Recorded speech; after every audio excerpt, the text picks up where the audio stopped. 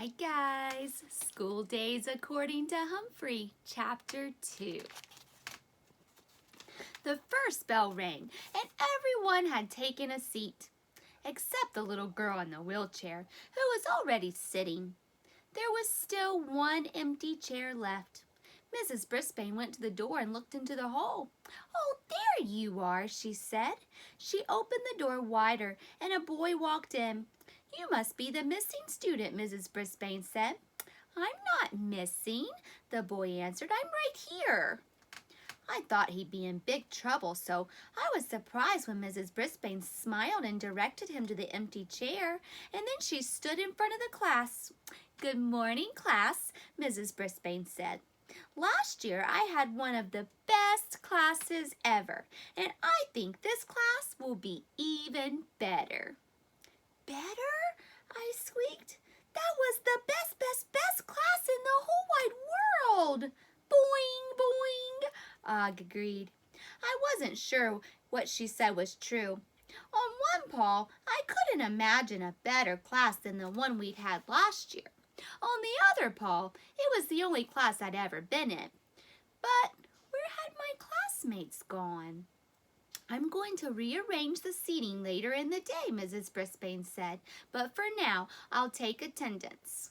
"Are you listening, Og?" I asked my neighbor.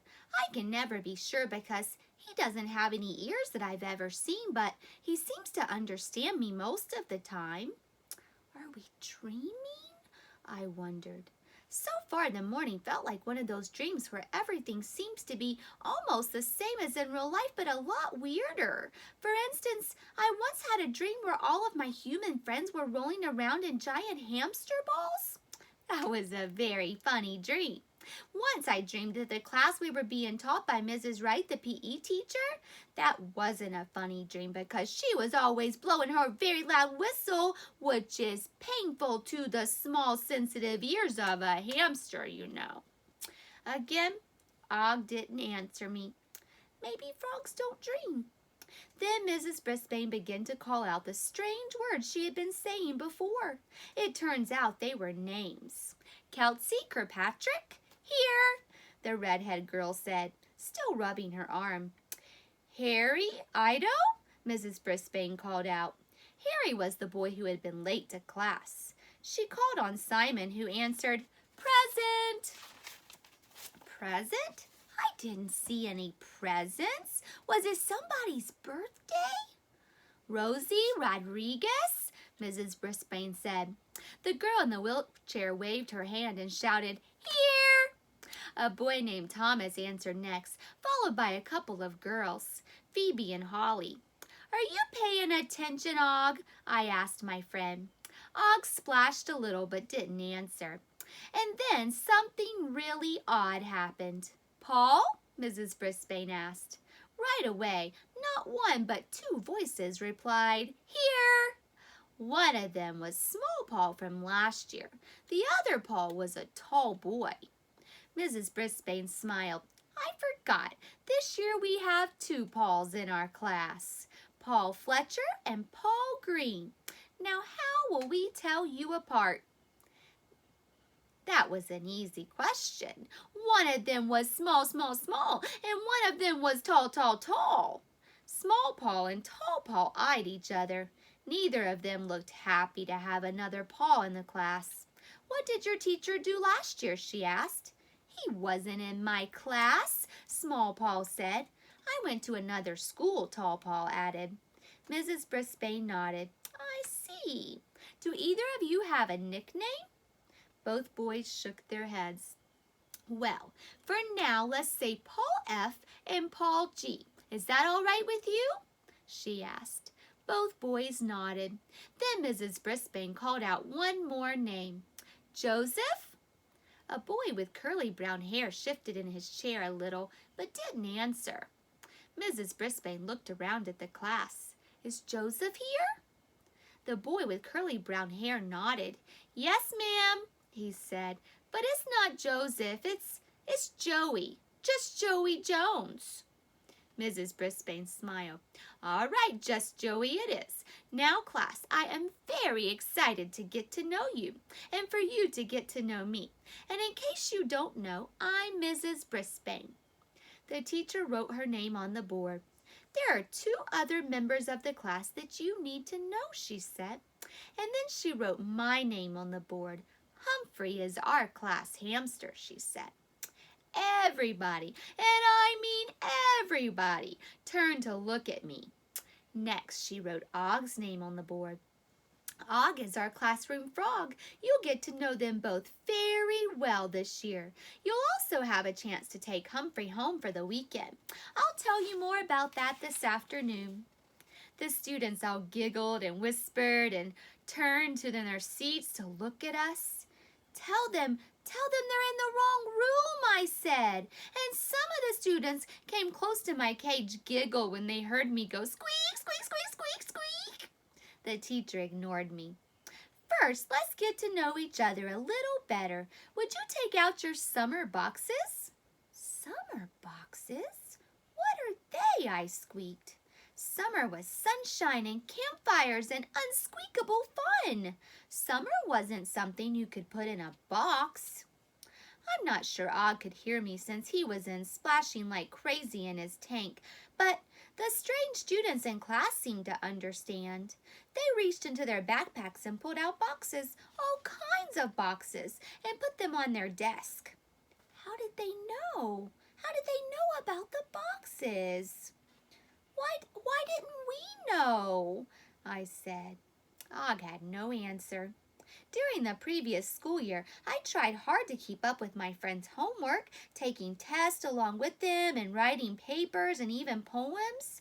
Mrs. Brisbane didn't know I did the work, but I knew it, and that's what counts. All right, students, let's share our summer experiences, Mrs. Brisbane said. That way I'll learn a little bit about all of you, and you'll learn about me, because I brought a box too.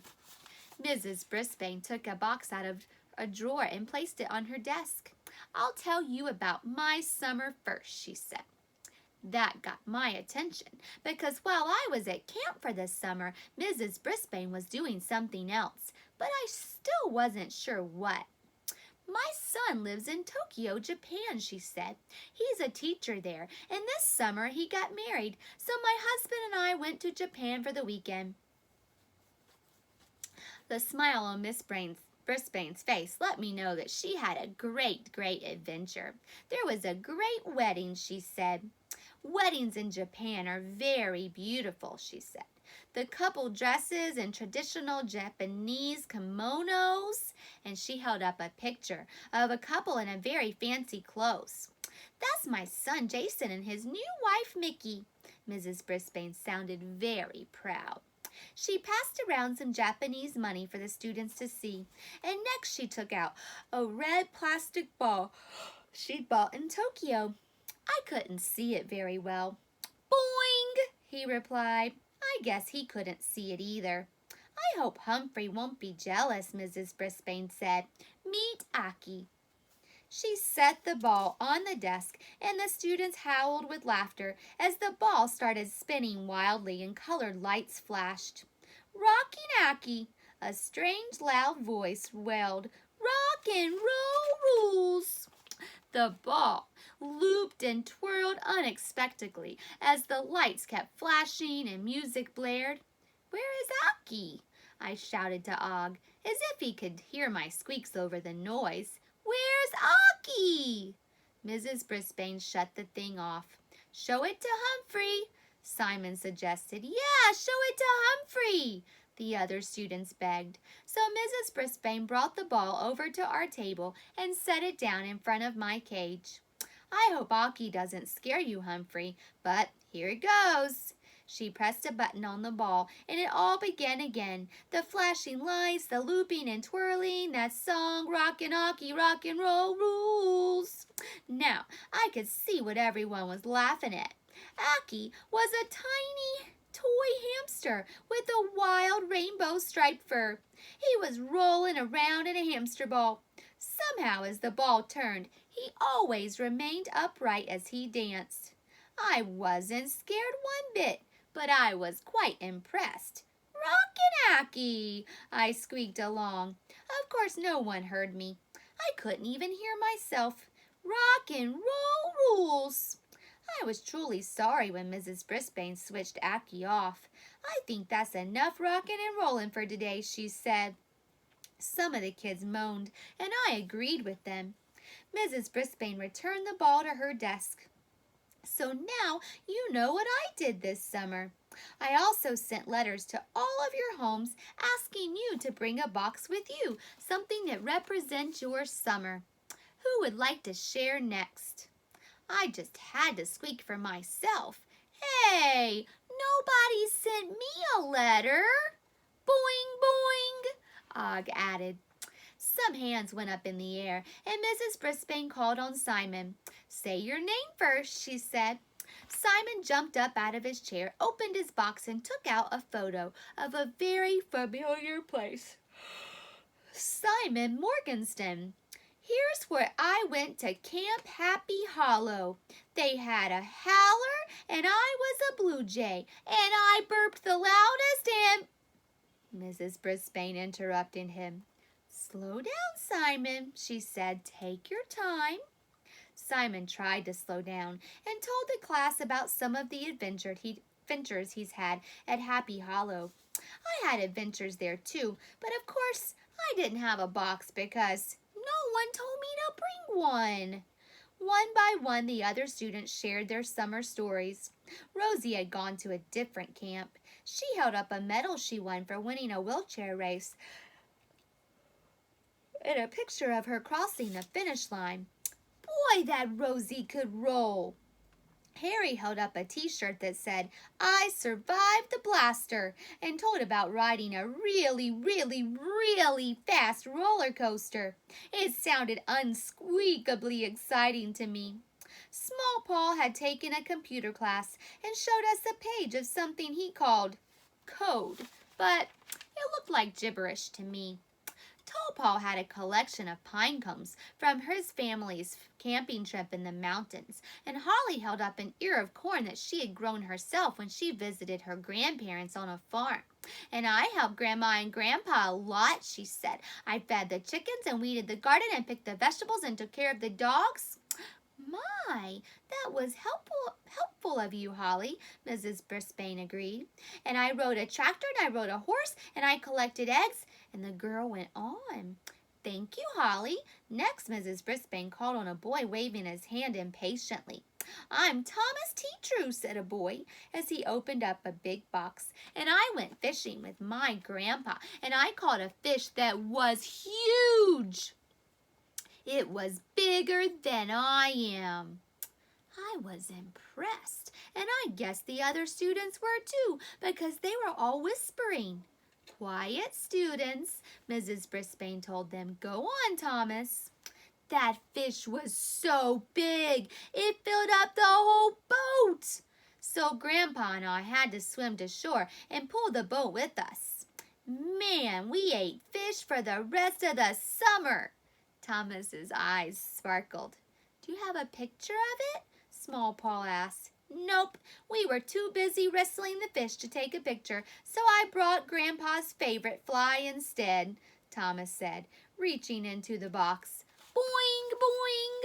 Og boinged with excitement when he heard the word fly. After all, frogs think insects like flies are yummy. But the thing Thomas took out of the box wasn't even an insect. It was a goofy, feathery-looking thing. "Grandpa ties his own flies. The fish think they're real flies," he explained. I hoped Og wasn't too disappointed by the fact that flies were fake. "About that big fish," Mrs. Brisbane said. "How did you get it in the boat if it was bigger than you?" Thomas shook his head. "It wasn't easy, teacher. It sure wasn't easy." Mrs. Brisbane told Thomas he could sit down and called on Kelsey. My mind was racing with thoughts of a big, big, big fish that could probably eat a hamster and a frog if it wanted to. But then I heard Kelsey say broken arm. A broken arm sounded painful, so I listened carefully for her story. It was the last day of school. I was so happy it was vacation when I got off the bus that I raced home, but I tripped coming up the front walk and broke my arm, she sighed. I was in a cast most of the summer. I couldn't go swimming, not even once.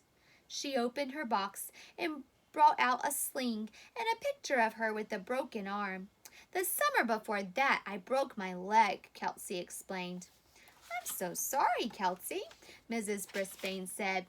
I was sorry, too. Who's left? Mrs. Brisbane asked. Joey? Joey stood up, but he didn't look anxious to talk. I didn't do anything, he said. I just stayed home.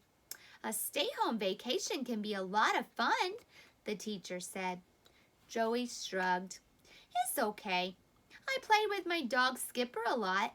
He reached in his box and pulled out a frisbee. He likes to catch this. He can leap way up and catch it in his teeth. He never misses. See? There are teeth marks all around the edge.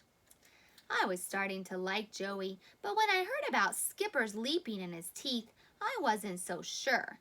My experience with dogs has taught me that they are not especially friendly to hamsters and other small furry creatures. Mrs. Brisbane glanced down the class list, and let's see who is left. Phoebe Pratt?